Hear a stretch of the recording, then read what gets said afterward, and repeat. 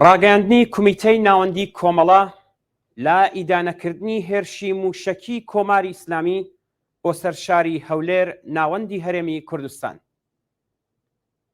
دەوروبەری نیوەشەوی شەوی ڕابردوو چەند شوێنێکی نیشتەجێبوونی شاری هەولێر ناوەندی حکوومەتی هەرێمی کوردستان کەوتە بەر هێرشی موشەکەکانی سوپای پاسەڕانی کۆماری ئیسلامی ئێران. زانیارە سەرەتاییەکان ئاماژە بەوە دەکەن کە لانی کەم 4 ئەندامی بنەماڵەیەک گیانیان لەدەستاوە و ژمارەیەکی دیکەش بریندار بوون. لە سەروبەندی ئەو هێرشە موشەکیەدا چەند فڕۆکەیەکی بێفڕۆکەوانیش بەسەر ئاسمانی شارەکە و دەوروبەری فڕۆکەخانەی هەولێردا دەسوڕانەوە کە لەلایەن هێزەکانی بەرگری ناوچەکەوە خراونەتە خوارەوە.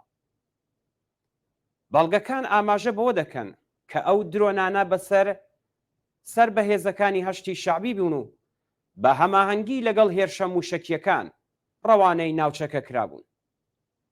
سوپای پاسەڕان بە فەرمی بەرپرسیارەتی هێرشە موشەکیەکەی بۆ سەر شاری هەولێر لە ئەستۆ گرت و ئیدعای ئەوەی کرد کە شوێنی کۆڕ و کۆبوونەوەی دژبەرانی کۆماری ئیسلامی لە ناوچەکە کردوتە ئامانج. هەساوەکانی کۆماری ئیسلامی سەبارەت بە هێرشی موشەکی شەوی ڕابردوو دووبارە و بێبنەماو بۆ هەموو لایەک ئاشنان. ئەمە یەکەم جار نییە کە کۆماری ئیسلامی کاتێک لەلایەن ئیسرائیل، داعش یان ئەمریکاوە زەبرێکی بەردەکەوێت ئێزی موشەکی خۆی دەنوێنێ و بە هەڵبژاردننی ئامانجگەلێکی ئاسان و بەردەست هەوڵ دەدات لاوازیەکانی خۆی بشارێتەوە. ئەوەی لەم پەیوەندیەدا جێگای سەرنجە ئەو واقعیەتەیە کە لە کاتێکدا ئارتەشی ئەمریکا خاوەنی سیستمی بەرگری دژە موشەکە لەم ناوچەیە و ئەم چەشنە هێرشە موشەکیانەش چەندین جار دووبارە بوونەتەوە، بەڵام هیچ کاردانەوەیەک لە خۆیان نیشان نادەن.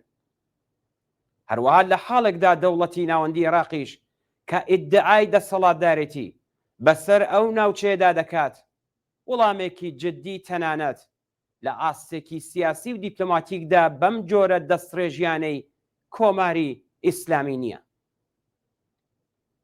کومیتەی ناوەندی کۆمەڵە هێرشی جنایەتکارانەی شەوی ڕابردوو بۆ سەر شاری هەولێر بە توندی ئیدانە دەکات و داوا دەکات کۆمەڵگەی نێونەتەوەی بە وەڵامی ڕاشکا و لێبڕاوانەی خۆی ڕێگە بە ڕژیمی ئێران نەدات کە هەموو جارێک بێباکانە گیان و ژیانی مرۆڤەکان وەک ئامرازێک بەکاربهێنێت بۆ پەردەپۆشکردنی لاوازی و بێتواناییەکانی خۆی لە ناوخۆ و دەرەوەی وڵاتدا.